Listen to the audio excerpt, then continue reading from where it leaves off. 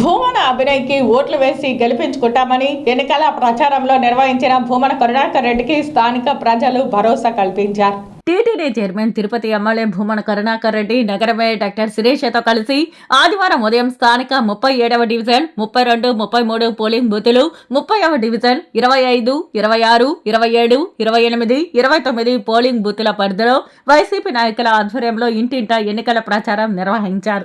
ఇంటింటికి కరపత్రాలు పంచుతూ ఫ్యాన్ గుర్తుకే ఓట్లు వేయాలని అభ్యర్థించారు. ఈ సందర్భంగా భూమన కరుణాకర్ రెడ్డికి ప్రజలు నీరాజనాలు పలికారు. భూమన అభినయ్కి గురుమూర్తికే ఓట్లు వేసి గెలిపించుకుంటామని స్థానికులు భరోసా కల్పించారు.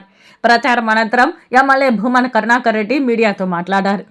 అధికారంలోకి వచ్చిన తరువాత ఒక్కటంటే ఒక్క అల్లరి మూకల చేష్టలు కానీ హింస కానీ తిరుపతిలో లేకపోగా తిరుపతిలో ఆధ్యాత్మిక వాతావరణం గతంలో కంటే కొన్ని పదుల రెట్లు పెరిగింది. గొప్ప గొప్ప ఉత్సవాలు చేశాం. ప్రజలకు మంచి చేయటానికి ఎన్ని రకాలైనటువంటి వీళ్ళు ఉంటే అన్ని రకాలుగా సాయం చేసినాం, పని చేసినాం. కోవిడ్ లాంటి మహమ్మారి వచ్చినప్పుడు తిరుపతిలో మరణించినటువంటి దాదాపు 250 మందికి పైగా మృతదేహాలను ధైర్యంగా 4 సార్లు నాకు కరోనా వచ్చినా కూడా నాకు మా అబ్బాయికి ఆ మృతదేహాలను వాళ్ళ బంధువులు కూడా స్వీకరించకపోతే ఖననం చేసినటువంటి వ్యక్తులు మేము.